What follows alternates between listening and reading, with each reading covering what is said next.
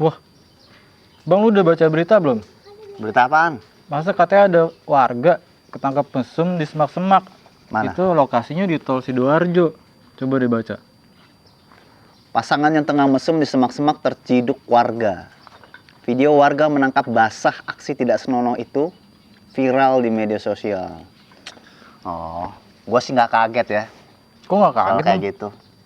Ya soalnya, ya kalau zaman dulu mesum itu udah biasa. Biasa. Biasa Iya. gimana, Bang? Gini sejarahnya bro.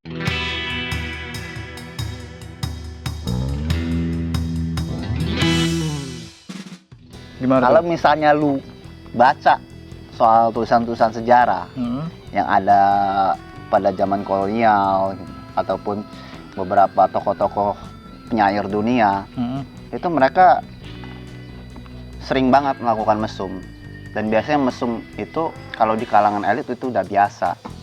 Cuma memang sekarang mungkin beda konteks aja.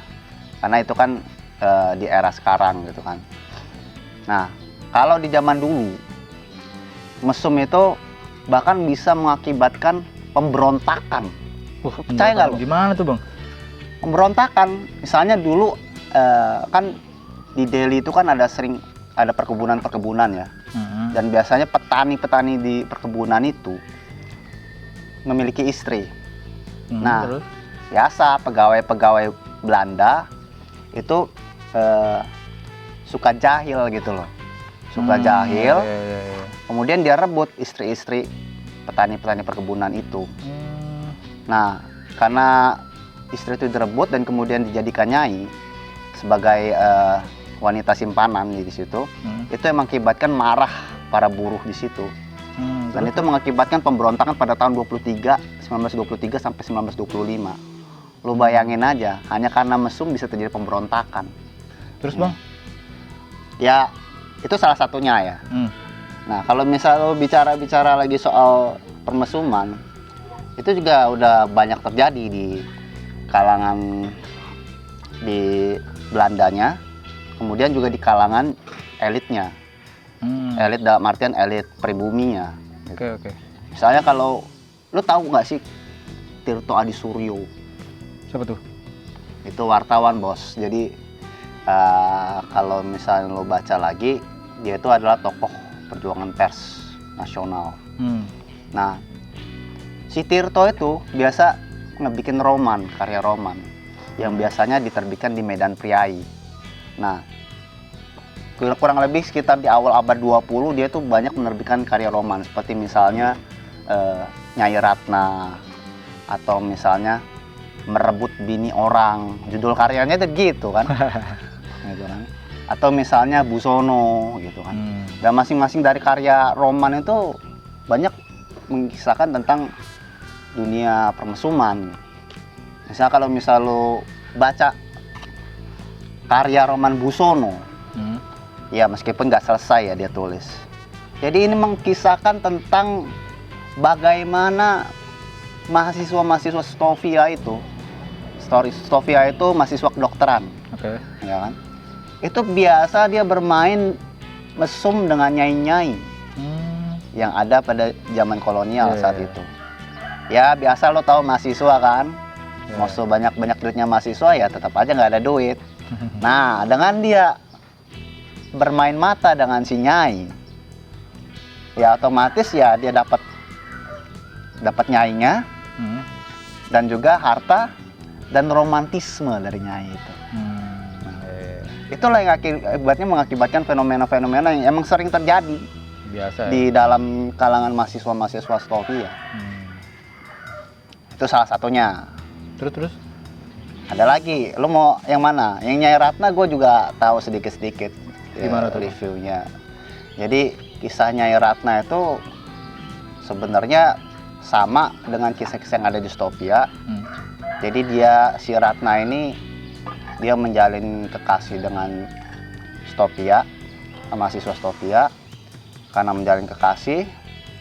Tapi nggak tahu kenapa dia putus hubungan, kemudian dia pindah ke daerah, hingga akhirnya ketemu yang namanya seorang pria muda, namanya itu Van Brak.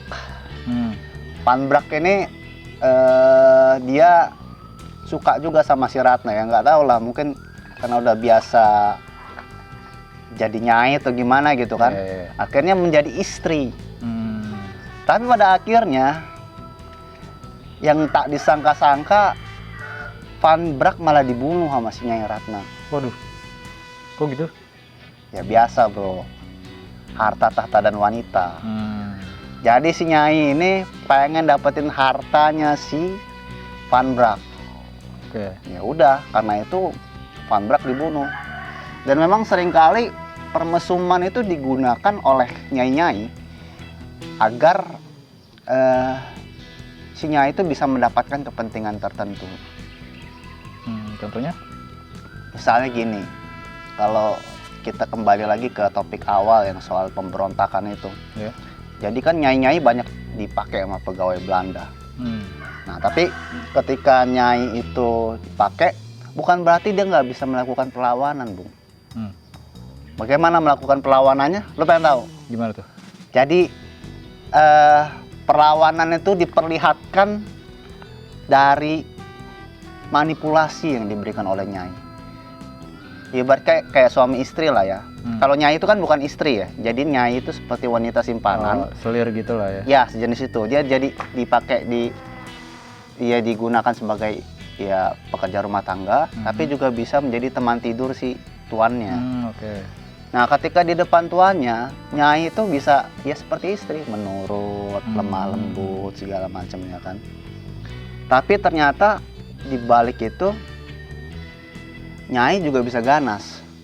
Gimana tuh, Bang? Jadi ada satu cerita ketika nyai itu melakukan perlawanan terhadap tuan Belanda, dia awalnya nurut, segala macam nurut. Ya minta makan segala macam nurut. Tapi ternyata ketika si tuan Belanda itu makan, kan disediain sama nyainya ya. Itu si nyai juga punya intrik sendiri. Makanannya dikasih racun, Bung. Waduh, kacau. Tapi racunnya itu bukan racun yang langsung bikin dia mati, bukan. Jadi racun itu perlahan-lahan dimasukin ke dalam tubuhnya melalui makanan hidangan itu kan. Oh gitu. Tapi perlahan-lahan kan nanti dia kena penyakit. Iya. Sehingga nanti tuan Belandanya mati, hartanya diambil. Wah, sadis juga ya. Iya. Jadi kita nggak bisa main-main dengan perempuan, Bung. Iya, Bang. Dan ini nggak cuma terjadi di kolonial ya. Kalau misalnya kita lihat sejarah dunia, permesuman itu memang sering terjadi, terutama dari segi laki-laki. Memang sering kali dia melakukan upaya mesum. Dan itu juga terjadi juga kalau misalnya tahu Charlie Chaplin. Charlie Chaplin itu kan, ya lo tau lah yang punya ciri kumis yang model kayak Hitler gitu kan. Terus kalau lo tonton film-filmnya itu kan lucu banget gitu loh. Nah, di situ gua ngelihat Charlie Chaplin itu juga melakukan hal yang serupa. Masa sih? Iya.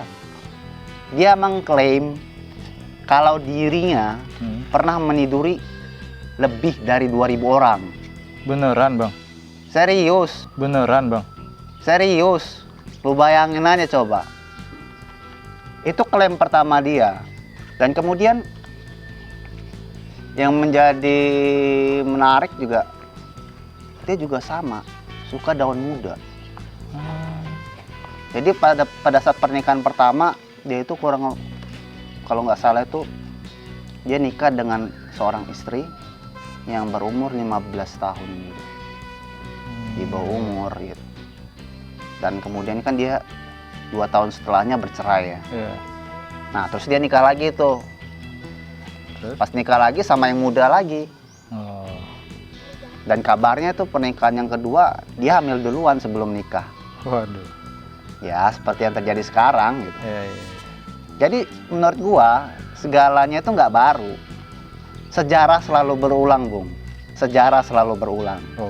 Dan karena itu, jangan sekali-kali meninggalkan sejarah. Oke, Bung? Siap.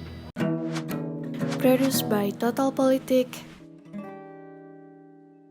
and powered by haluan.co.